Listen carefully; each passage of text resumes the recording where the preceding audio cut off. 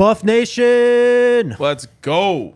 Welcome into DNVR Buffs Prime Time. We're presented by Illegal Pete's. Check out any of their 10 Colorado locations for happy hour, 3 to 6 p.m. every single day. Ryan, what a night last night. Oh, my God, what a night. I just got to say hello to the Laker fans in chat. So quiet. Are we sure they're here? I think so. They're usually always here, right? I have to say, my mentions after game one were flooded with Lakers fans, just saying shit. Very few after last night. I love how the argument after game one was Jokic only played well for 3 quarters and the Nuggets barely won. Dude didn't even score in the fourth quarter last night. He hasn't scored in the fourth quarter yet. That's ridiculous. Yep. Jamal masterclass. And people who know the Nuggets know that can just happen at any moment. Yep. Jamal he literally has the most 20-point fourth quarters in the playoffs of anyone since 1997. But, of course, people who are just learning about the Nuggets are like, whoa, that was a crazy anomaly. He's unkillable. He's a demon. He is. I love him. So fun to watch. When he gets in that zone, he's doing the stank face. Yes. That is. I saw your tweet. He's pointing at Mike Breen and shouting bang. That's so sick, dude. That's so sick. And honestly, I was pissed because I rewatched the highlights and I figured it'll be sick to hear Mike Breen say bang and then see Jamal. He didn't say it. He only said it on one of those 4 threes in a row that we hit. Well, it's because it wasn't a Laker hitting the three-pointer. That's why. He could have said bang off the rim for all of LeBron's attempts from 3. Oh, my guy fumbled a pretty embarrassing dunk last night. Man. It's beautiful. Beautiful stuff. We'll see you in a few days, Lakers fans. Or Tomorrow. after the weekend, yeah. Oh, that's true. We won't be able to talk to him. Alton McCaskill. I wrote a film room. Is it up? It's waiting to be published. Let's go. It's ready to go. So as soon as this show is done, Some it'll be up light very shortly. reading Tons of clips. for a Friday afternoon. I can't wait. I went hard. Let's go. There's going to be tons of Twitter content from all these clips too. Oh, man, I cannot wait for this. It was an absolute blast because this guy is just a beast. We, of course, talked about him on Wednesday. I feel like we didn't talk about him enough, though. So that's why we're going in again. And his arrival, really kind of rounds out this running back room. But how good is this room now, Ryan? Is it one of the best, if not the best, in the Pac-12? So, unlike the people at ESPN, I'm willing to admit my ignorance sometimes.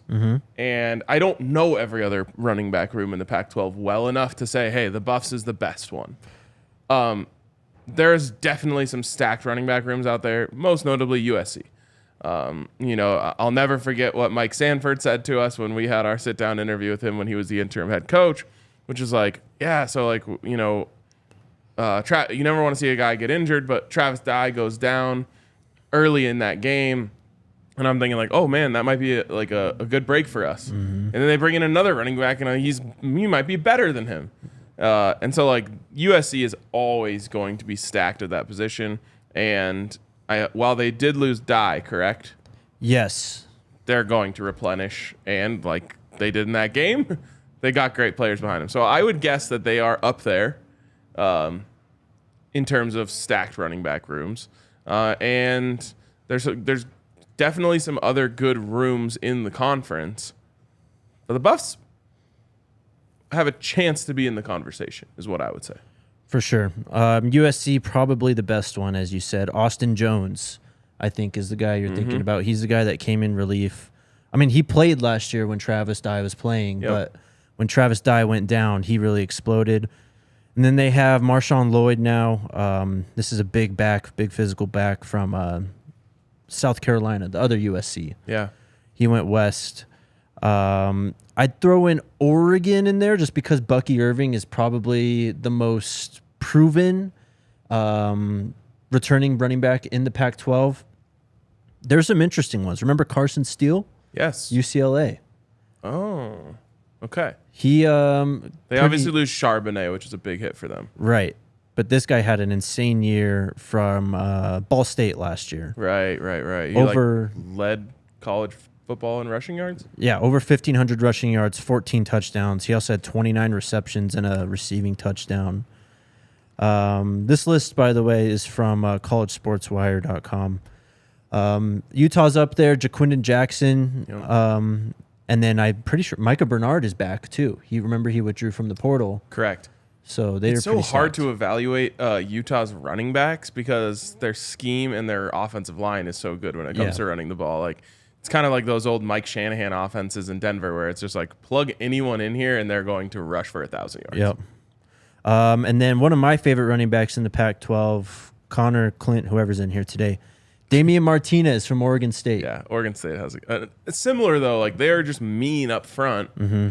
So their guys are going to eat. But, yeah, they have a good running back room for sure. Damian Martinez was just an absolute beast last year. Oregon State had a few good backs, but I was just blown away by Damian Martinez. He was kind of like Alton McCaskill, was a true freshman last year, just kind of exploded onto the scene and was clearly their best back. After that, we've got Cameron Davis at Washington. He had an okay year last year. Wayne Tualapapa was their leading back. He is, I think, is still there. I can't remember, though. Jaden Ott, remember him? Yeah. Probably one of the best overall prospects or recruits in the Pac-12 last year as a freshman. Had an insane game against, I believe, Stanford, where he ran for like almost 300 rushing yards. I'm not throwing shade on Mike Anderson and Orlando Scary. They're just the offense was amazing. It was good. That West Coast zone run was just going to churn out beasts. Yeah, that's not throwing shade. No. Tatum Bell? Yeah, I mean, Ruben Drones? Exactly. Like the proof is in the pudding. Everyone who you put in that offense ate. Yes. Clinton Portis. Dog. Nakia Watson at Washington State, also another guy. The reason why I keep on naming off names, Michael Wiley, Arizona, these are all ranked above of Alton McCaskill in this article. He's 11th. Yeah, I mean, there are a few places around the country that like understand Coach Prime, respect the Buffs. Everywhere else is going to force us to earn it. And so, like, with Alton McCaskill, to me, he has the potential to be the best back in the conference. Mm-hmm. But he's coming off an injury. And unless people feel like they have to give someone respect, they're going to make the Buffs earn their respect. And they're going to say, well, he's coming off an injury. Who knows how he comes back from it? And that, in a lot of cases is fair. Not everyone always comes back from an injury the same way they were. But in terms of production and touchdowns and all that stuff and the offense that he's playing in, I really do think he has that type of ceiling. Now, Kavosiey Smoke is also going to get his. And then Dylan Edwards. To me, Dylan Edwards is the X factor that could make this the best running back room in the conference. I fully believe Kavosiey Smoke has like a very high floor. He's going to give you consistent and solid production. I think Alton McCaskill has an incredibly high ceiling, and if he comes back healthy and is who he is going to be the number one back for sure. Dylan Edwards is the X factor who, if he's just very good as a freshman, he doesn't have to be great or elite as a freshman, that could be what pushes this over. If he's just able to hit 4 or 5 home run plays, over the course of the season, I'm talking like 60, 70-yard touchdowns. Right. That's what can push this over the mark. And then when you add in his receiving ability out of the backfield, which absolutely has to be brought into this conversation, another little X factor that's like, oh yeah, well, he's catching these little swing passes coming out of the backfield and putting up, 500 receiving yards. Mm-hmm. So the potential is there for me for this to be the best room. It definitely depends on Alton coming back and being his true form, and it depends on who is Dylan Edwards as a freshman. And I have a lot of faith in Dylan. Yep. Obviously, as you said, McCaskill comes in as your 3-down back. That's basically the first thing I covered in this film room is this guy can do whatever you want. He was really good in pass pro. He's really dependable there. He was like, there's a clip in the film room when you guys see it when it goes up. He's the leading blocker for like Tank Dell on an end around. Damn. Like imagine Jimmy or Dylan just behind Alton McCaskill, just running out on the perimeter. My God. But yeah, so true 3-down back. A great short yardage back too. Really smart. He's a complete player in every sense. He doesn't rely on his physical traits, his size and strength in those goal line situations. He's a really savvy runner. And then just a home run threat, man. There's 7-8 clips of this guy just breaking off touchdowns in this film room that's going to go up. He's electric. Cavassier Smoke, I think, fits in as a great, like, kind of 1B to him, you know? Maybe not switching series, maybe not even switching drives, but, you know, you throw Cavassier Smoke in there for a couple series in relief of Alton, and, I mean, he only had, I think, 300 total touches in Kentucky, but he averaged 5.6 yards per touch, only had those 300 touches in 5 years as a Wildcat. Yep. Plenty of tread on the tires. And yeah, I agree. Dylan Edwards is the big, what's the word? X factor. Yes. Yeah. We'll see how he's used exactly. As you mentioned, the receiving stuff, I think that's a sign of things to come, and that part of his game is definitely going to get fleshed out. But, I mean, just get the ball in his hands. Put him behind. Go ahead. No, go ahead. I was going to say, put him behind Alton McCaskill on a sweep outside, oh my God. man. Yes. Someone in the comments, might have been David, said, RK, you sound sick. Is it the flu or the brown bottle flu? It's the Nuggets flu. Losing my voice from screaming after making 4 threes in a row. I was asked after on Wednesday if I was hungover as well. But yeah, check out this film room at thednvr.com. Travis, sorry, not David. I thought it was one of my better ones that I've done. Let's go. I love the self-confidence. Jamal Murray over here. Yes, sir. We only throw flames. Let him cook. Shout out to Shador's number 2. It goes great on absolutely everything on the grill at home. I saw someone in the comments yesterday also saw or heard and know about the brisket nachos at Isotopes Park. Oh, no way. Yeah. I bet you our friend from the Rockies podcast, Susie, knows about it. Oh, I know she knows that. But you can get your hands on your own bottle of Shador's number 2 at plbse.com. Make sure you use the code ALLCITY, all caps, all one word, and you'll get 10% off your order of Shador's number 2. And then shout out to Shady Rays. Today is a nasty day. It's like we're about to go on a heater, though. Well, are we really? Yep. 72 tomorrow. Then it just goes 76, 79, 81, 75, 76, 87, 85, 85. Love to see that. Yeah. This is like I walked out of my apartment today. It was like I stepped into like the scenery of a horror movie. It was like misty everywhere. Like, yeah, and Zach was telling us that there's like poor air quality because of fires in Canada. Canada? The winds are blowing. Oh my God, it's so far. Anyways, Shady Rays, an independent sunglasses company, offers a world-class product. Great polarized lenses, durable frames. And at the same time, every single pair of Shady Rays is backed by their lost and broken replacement program. Head over to the Park Meadows Mall. They got their entire collection there. Or go to shadyrays.com. Make sure you use the code DNVR. You'll get 50% off 2 or more pairs of polarized sunglasses. And you can try for yourself. The shade's rated 5 stars by over 250,000 people. All right, Ryan. This right before we went live, our friends at On3 posted their post-Spring Pac-12 power rankings. Okay. Starting from the top.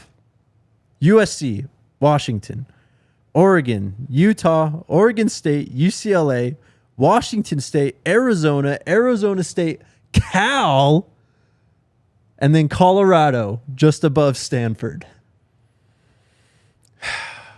Do you want me to get mad or do you want me to tell you what's really happening here? Kind of both. I can't be mad because the Nuggets are up 2-0 on the Lakers. So I love am it. going to tell you what's really happening here. And this is the facts. Because of how polarizing and exciting and how many Buffs fans there are now, outlets are left with two options. You can either be really high on Colorado or really low on Colorado, because what are these places interested in? Engagement, especially with like a graphic that's going on Twitter like this. They want engagement. And so if you're really high on Colorado, you get the Colorado bump because all the Buffs fans come in, we're retweeting it, we're sharing it, we're saying, look at this, people are excited. Is it RJ Young? Yep. Said Shador's the Heisman favorite. Like, we love it. We're people are buying it, buying into what we got going on over here. So then you get the Buffs bump. But you can't do that on everything, or you just got to pick a side. On 3 is pick the other side. They say, hey, you can't put Colorado at 6th. That doesn't move anyone. Put them at 11th if you don't want to put them at 2nd, because that'll get all the Buffs fans in here riled up, quote tweeting this, telling everyone how dumb we are, and that drives up engagement. That's what's happening here. No one can be in the middle on Colorado right now because that doesn't get engagement. Everyone's got to be either really high or really low, and that's how they're getting people to share their content. You're exactly right. But doing post-spring Pac-12 rankings for a team that had 48 players enter the portal after the spring game. Yeah. And you've had how many? I don't even know how many come in, including guys like Alton McCaskill, Vito Tisdale, literally the day of the spring game. You got 2 new corners who were 4 stars. Yeah. It's a completely wrong ranking. It is. And putting Colorado behind Cal, who they beat last year. No shot. With a 1-11 team that they've now upgraded at every single position, is just disrespectful. Just purely disrespectful. And the word I would use is shameless. It's shameless. Do you want another article to kind of go off about? Sure. So this is from David Hale, ESPN staff writer. Prolific passers, intriguing transfers, second acts, ranking all 133 FBS quarterback situations into tiers. Okay. Do you just want me to go all the way down until we get to our guy? Sure. Let's see how long this takes. Tier 1A. The guys, and this is what he named these tiers. 1A, the guys will be dissecting with every throw between now and next April. There's 2 players. So Shador should be in it. I mean, with that headline, it's not far off. Dissecting with every throw, that's what he does. But Caleb Williams and Drake May. Okay. So it just needed a better description. It should be the guys competing to be the number 1 overall pick. Basically, right. And then the next tier, 1B, the most prolific quarterbacks not named Williams or May. 4 players. Jordan Travis, Bo Nix, Cam Rising, and Michael Penix Jr. He's in that tier. Seems like someone's missing there, right? Yeah. 2. Interesting. 3 Pac-12 quarterbacks, though. Yep. Tier 2. You may not have noticed, but these guys are really good. 4 players. KJ Jefferson, Jalen Daniels, JJ McCarthy, UTSA's Frank Harris. Based on the description, at least for national people, that probably would have been the best one for Shador. Just in terms of the description. Right. You may not have noticed, but this guy's really good. Yep. Because obvious reasons. This based on the players, he deserved to be in the one before. Right. This one is just kind of a weird one. It's tier 3. Never question the system. It's just a bunch of quarterback competitions, basically. Alabama. I mean, they've got 3 so players. He's saying whoever right wins the job is going to be in this tier or whatever? I guess so. Okay. Yeah. So Alabama, Clemson, Georgia, Ohio State, Penn State, Tennessee. Okay. And then tier 4A, consistently very good. We got Grayson McCall, Duke's Riley Leonard, Kansas State's Will Howard, LSU's Jaden Daniels, Notre Dame's Sam Hartman, Oklahoma's Dylan Gabriel, and Tulane's Michael Pratt. Now we're entering disrespect territory. Well, here we go. Tier 4B. Very good inconsistently. Jaden Delora, your boy. Great description of him. Ole Miss's Jackson Dart. Talia Tungavailoa. Will Rogers. Spencer Rattler. Western Kentucky's Austin Reed. Finally, we get to Tier 5A called High Ceiling, Low Floor. Okay. Shador Sanders is the first name mentioned. Give me a break. Along with Florida's Graham Mertz. Oh, my God. A&M's Connor Weigman. TCU's Chandler Morris or Chance Nolan. They threw Chance Nolan in there. He was terrible last year. Terrible. Quinn Benched, Ewers. right? But yeah, they went to Gulbranson. Ben Gulbranson after that. Yep. Quinn Ewers, Dante Moore, Colin Schlee, Ethan Garbers, Mitch Griffs, Cam Ward, and Tanner Mordecai are grouped in with Shador. Yeah, I mean, this is just pure sleeping. And to me, it's just you didn't watch any tape. Which probably is true because I don't think this guy was going to turn on the tape of every player. Right. If you just look at Shador's stats, then you're coming away with high ceiling. Mm-hmm. And then, of course, everyone around the country is going to say, well, he has to make this jump up. So that that makes them think potential low floor, right? Right. Because he's making a jump up. But if you watch Shador play football, you know that his skills translate. Like, I don't know how to explain this to you, but if you can place the football exactly where you want to put it, it doesn't matter if you're playing it FCS, FBS, Division II, Pee Wee football, backyard, middle school. If you put the ball where you want to, yep, damn near every time, that translates. Absolutely. And when you watch Shador, that is the number one thing that sticks out to you. Is number one, his ball placement is legitimately elite for a college football quarterback. Yep. And number two, his understanding of what he's looking at is also legitimately elite, especially for a sophomore college quarterback. Mm-hmm. Those two things work on any field against any opponent in any division in any league during any time of the year. Just with McCaskill committing and just the group of players we've gotten in this transfer portal, I mean, even off the momentum, Aaron Butler, Shador is just, they're not ready for him. No. They're not ready for what's about to happen. You look at this offense, you got a complete back now, a complete backfield where every running back kind of brings something different. You got plenty of wide receivers, potentially the best wide receiver in the Pac-12. And then another guy in Jimmy Horn who has the potential to maybe be that after Travis. An offensive line who's gotten much bigger, much meaner. Yeah, they were the talk of spring football, but they'll come along. Mm-hmm. Everything is just so much improved, and they're going to be playing in the Pac-12. He's going to be slinging it all over the yard, man. Yeah. You're right. They're not ready. And the unfortunate thing for like something like this is like you can't really like keep the receipts on it, right? Because he gave himself the high ceiling. I said he had a high right, ceiling. Exactly. A little Pac-12 media deal update from Nicole Auerbach and Max Olson of The Athletic. They spoke to Kirk Schultz, Washington State's president. I mean, I'm not even going to bore you guys. It's a bunch of the same stuff. More united than the 10 schools have ever been, blah, blah, blah. I know fans are frustrated. Anyways, there was a nugget here that was pretty interesting. Just talking about adding teams to the conference. And I think we got a bit of a deadline here. So June 30th, 2023, which is a little less than a month and a half from now. If San Diego State were to leave the Mountain West after that date to join the Pac-12 for the summer of 2024, its exit fee of $17 million would triple. So either the Pac-12 will make its long-awaited decision on the Aztecs by June 30th, or the earliest San Diego State could compete in the Pac-12 would be fall 2025.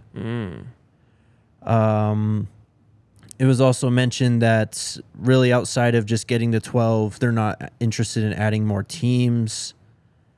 And ESPN was mentioned in the bidding process. A note here, if there is any package of games on ION or the CW, a source briefed on the negotiations said it would be very small and for the lowest tier offerings. So about a month from now, if we don't get any momentum, I think we can officially, bury the Pac-12 in a sense. You remember the other day when I was like, man, we've been doing like the Coach Prime era shows for 5 months now? Right. That seems like it went by so fast. The opposite is true for the Pac-12 media negotiations. It's like, geez, it feels like we've been talking about this Pac-12 TV deal for 3 years. I know. It's ridiculous. And it's boring because nothing new ever comes out. Yep. And it's just, more of a sense of dread every time for the Pac-12 too. Yep. Like there's nothing what is encouraging about this process has come out for the Pac-12 side the last few months. Nothing. It's conference in free fall. Yeah, it sucks. Brent Yormack, Big 12 commissioner, spotted on UConn's campus. Interesting. Maybe he's just friends with Jim Mora. I mean, they are really taking this coast-to-coast thing to heart, I guess. Someone said this in the comments. Did Dan Patrick really say he thinks the Buffs are going to win 2 games? I hope not. I'd like Dan Patrick. I used to as well. Well, dang. We'll get back to that one. I'd like to hear that. I'd like to hear that clip. We'll find it after the show. What he said about that. Yeah. Some more EA Sports NCAA football news. This article's from IGN. I remember IGN back in the day. That's where you used to go to find cheat codes for video games. Yep. So IGN, Jordan Serrani. The headline is EA Sports College Football is reportedly headlined by Dynasty Mode, Ryan. Oh, baby. Let's go. Yes. So he spoke to Extra Points, Matt Brown. He's been reporting on this game for a while. He said Dynasty Mode is where a lot of the energy is being spent on development right now.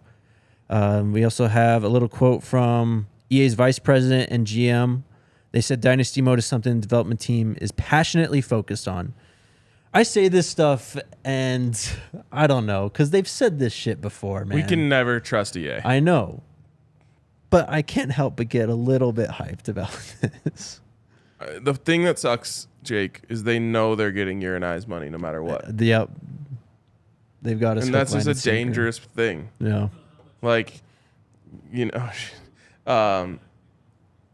it's just tough. It's tough because, like if a restaurant gets really famous and they start bringing in a ton of people, like they're just going to lower their food quality just a little bit, save a few bucks. Everyone's going to keep coming. Yep. It's a slippery slope, isn't it? Yep. But so this is from, again, Daryl Holt, who's the GM at EA.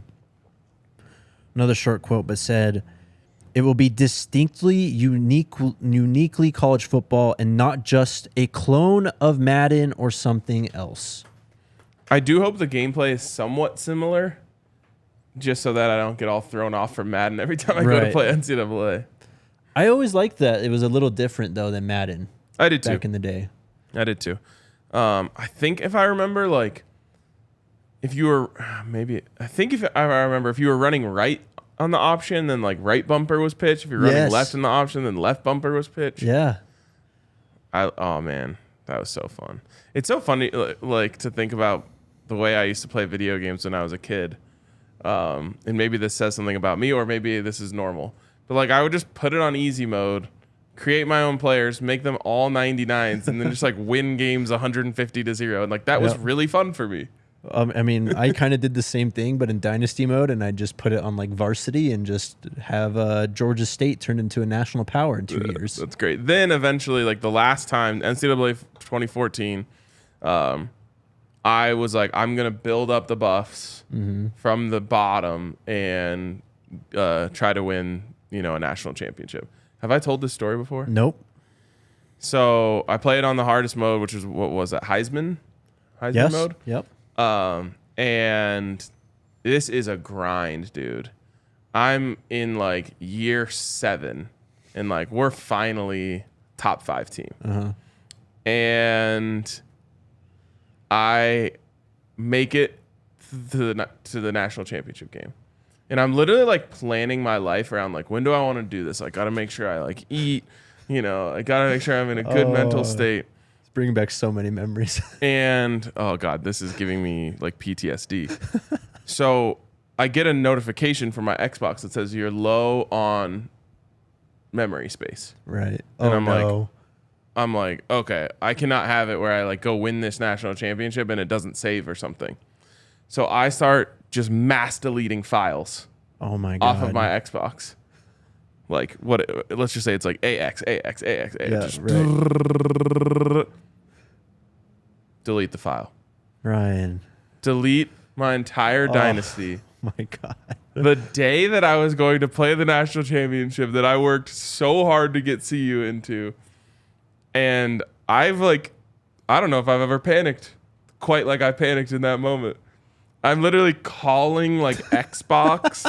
Like, is there any way to recover deleted files? They're like, no. I never touched the game again in my life. Oh my God. I was so scarred that I was just like, I can never put this much out. I'll never be able to build it up like this again. That hurts me hearing that story. Yeah, like my heart is racing just thinking about it. That's so brutal. But I do remember right when NCAA 14 came out, just like working at the restaurants I worked at and stuff. And I'd always catch myself daydreaming about my team, who I'm going to go after in recruiting next, what I should make the non-con schedule for next year. Yeah. YB says, bro, I would have cried. I was damn close. It literally felt like when your favorite team loses in like the championship. Right. Yeah. Or the Ravens game. Literally like a bad dream. Yes. Yes. Like my heart was sunk for like 2 days straight. Oh my God, man. Have you recovered yet? Right now, it doesn't feel like it. Maybe when you fire it up, NCAA 2025 or whatever it's going to be called. Maybe my 6 Madden Super Bowls in the DNVR Madden League have helped. There you go. Ease the pain. Little recruiting update.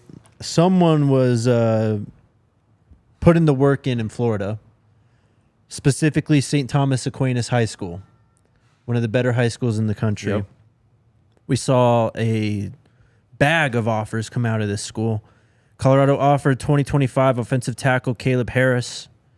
He's out of St. Thomas Aquinas. Or actually cornerback. Wait.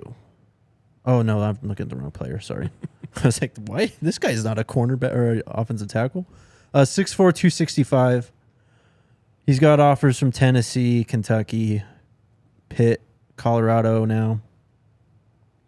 Linebacker Trevor Sommers, also out of St. Thomas Aquinas, has been offered. Let's go. I just had his stuff pulled up. Sorry. 6'2", 230. Only has an offer from West Virginia so far.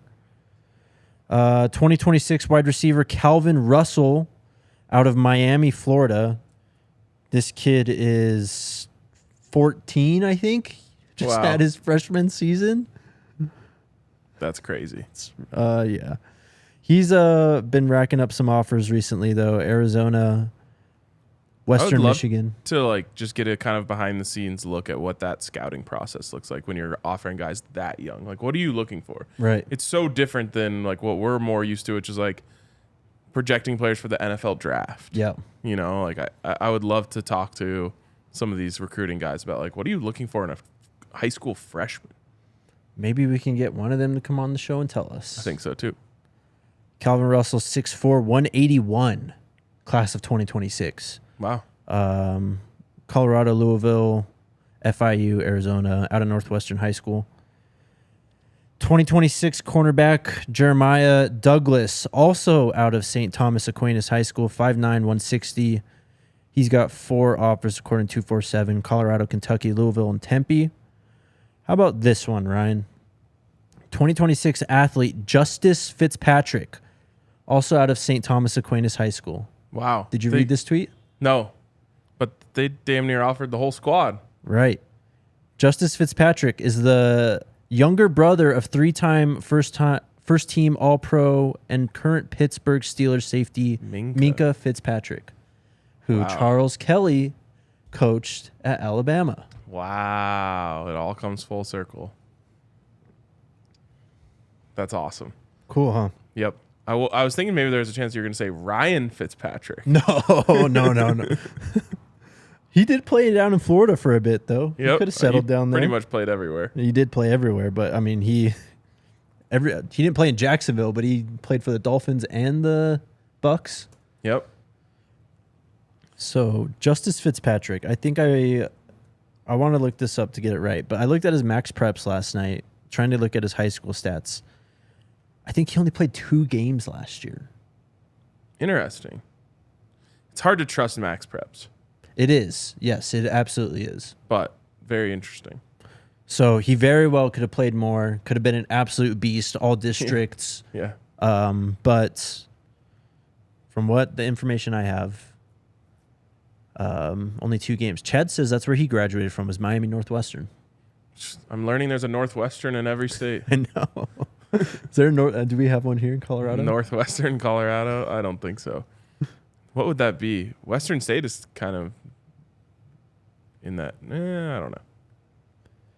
I think this is all I have for today. I love it. That was good stuff. Thanks. Get your questions in now. We will get to them very, very shortly. Before a shout out from our friends at the American Raptors at Infinity Park. If you didn't get the ticket you wanted as an elite athlete, check out the opportunities at Infinity Park. Rugby just may be your next ride.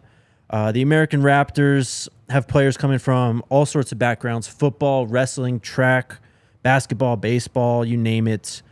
They play their games at Infinity Park, and you can also watch their matches live on ESPN+. Tickets are just $10, and children 12 and under are free.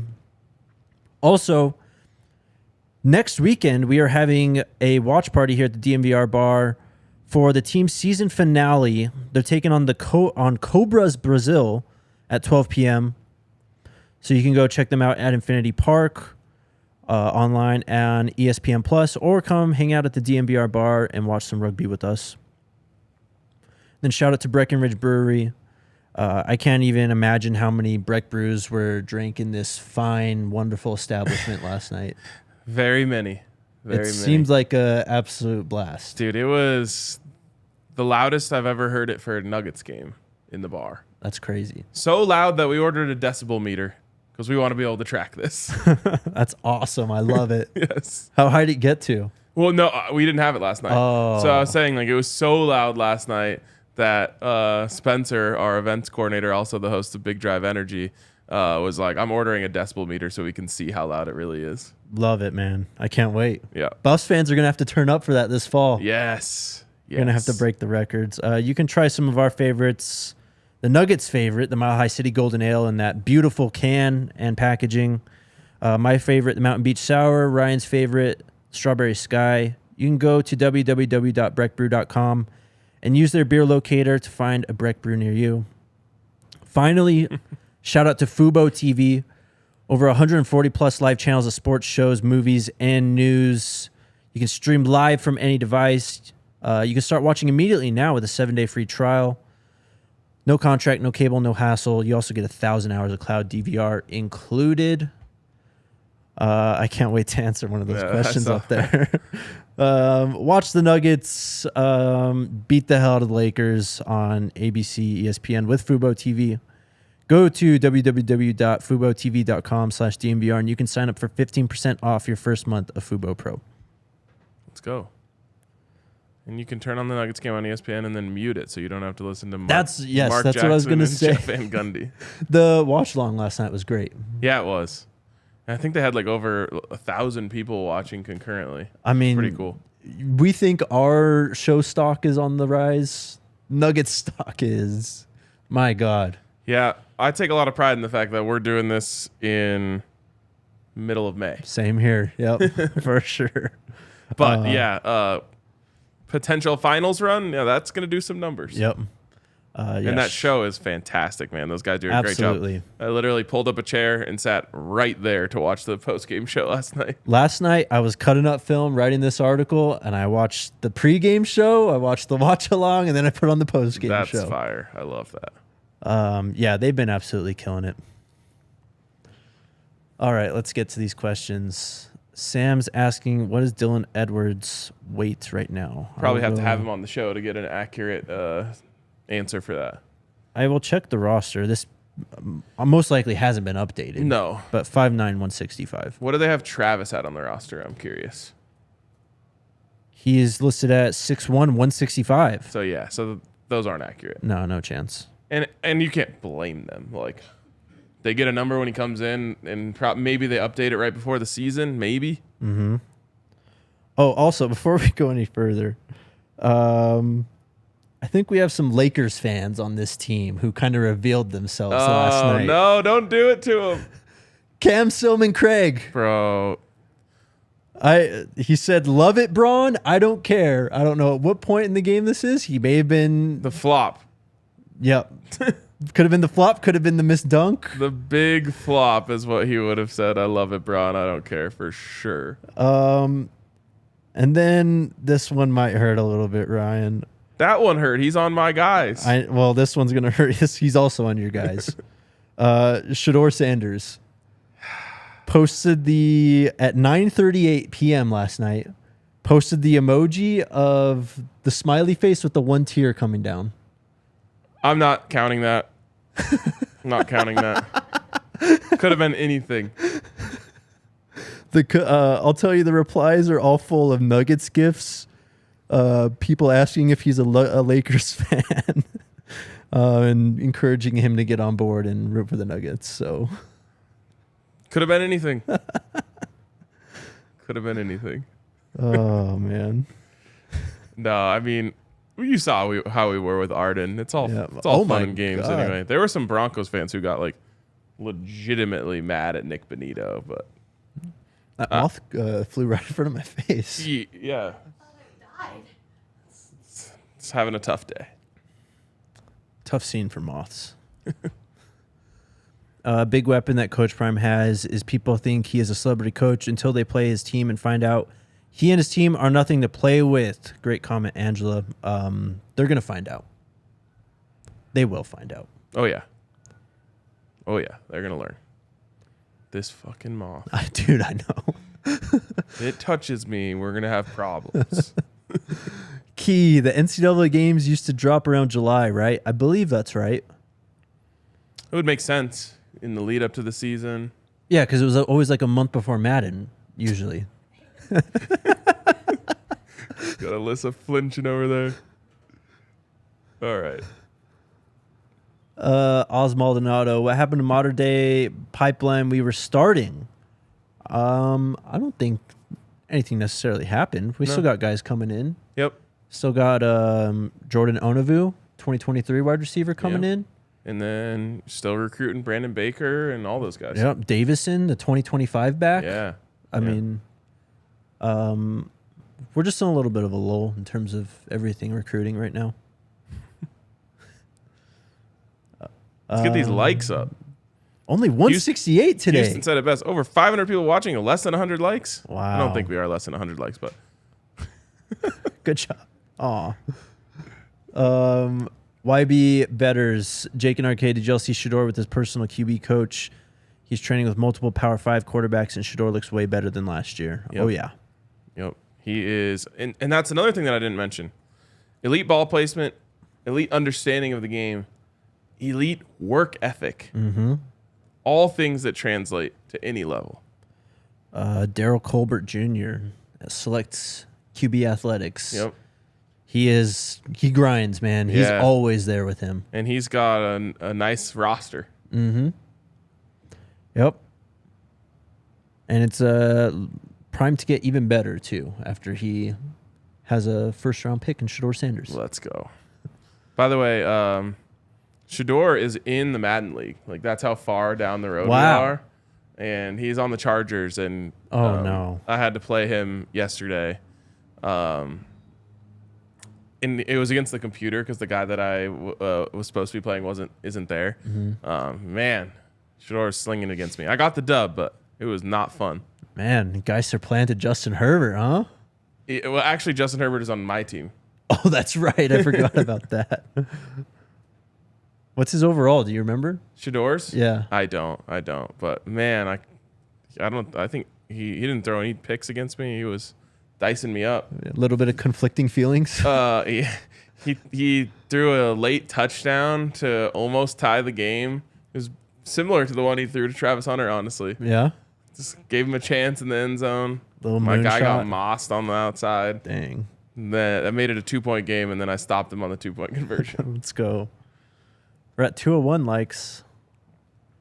Maddie, why do you think On3 has so much hate for Coach Prime? They're just going for drives engagement. Yeah. Engagement numbers.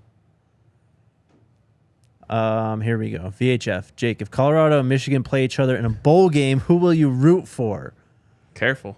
You would have to root for Colorado. Can I root for the team that I'm supposed to cover, though? Am I a good reporter, Ryan? That doesn't apply around here.